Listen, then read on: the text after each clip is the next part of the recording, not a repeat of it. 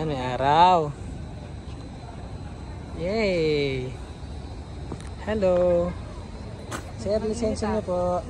Arawan natin. Ayun na, nagating na yun. Ang ganda ng hating. Wala, napigil. Medyo mahangin lang. Pero nakakumot naman siya eh. Pero mainit naman. Ay, sarap. Diyan mo siya bando.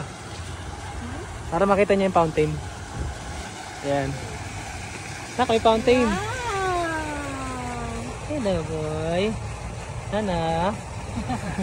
Ganda, oh. Oh. Dito kami ngayon sa roof deck ng SM Baguio.